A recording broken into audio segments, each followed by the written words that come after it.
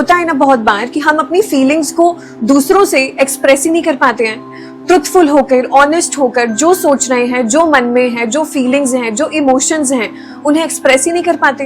Then we से जो ये विशुद्धि चक्र है ना हमारे थ्रोट सेंटर पर, ये इम्बैलेंस्ड है। जब ये इम्बैलेंस्ड होता है तो हम अपने आप को एक्सप्रेस नहीं कर पाते दूसरों से, जो सोचते हैं, जो मन में खुलकर नहीं बोल पाते। और इसीलिए नवरात्रों के डे 5 में स्कंद माता हमें यही सिखा रही है कि how can we speak our truth, जो हम सोच रहे हैं, जो हम बोलना चाह रहे हैं, कामनेस के साथ और क्लैरिटी के साथ दूसरों को।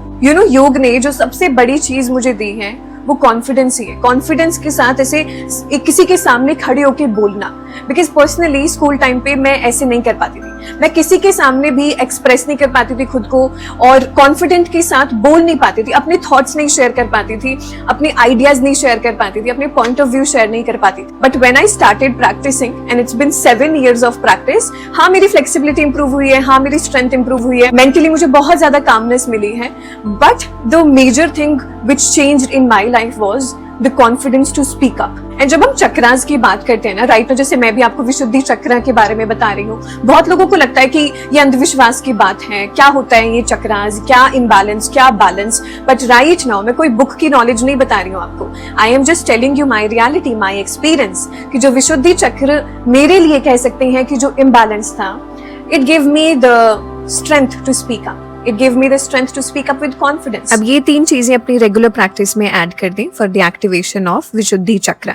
जो भी आसन प्रैक्टिस कर रहे हैं उसमें बस थ्रोट और चेस्ट ओपनिंग होनी चाहिए, जैसे भुजंग आसन हुआ, मत्स्य आसन है, पपी स्ट्रेच है, एंड उष्ट्र आसन है। You can also chant akara when you open the throat in all the asanas. इन प्रैक्टिसेस के साथ लिसनिंग प्रैक्टिस भी करना, कि किसी को 5 मिनट एक्चुअली में पेशेंटली होकर बस उन्हें सुनना, रादर देन सोचना कि अब मुझे नेक्स्ट क्या उनको आंसर देना है, बस उन्हें सुनना। एंड एक very important pranayama is the ujjayi pranayama, जिसमें हम अपने थ्रोट को कंस्ट्रिक्ट कर ब्रीद करने का ट्राई करते हैं, ऐसी आवाज निकलती है।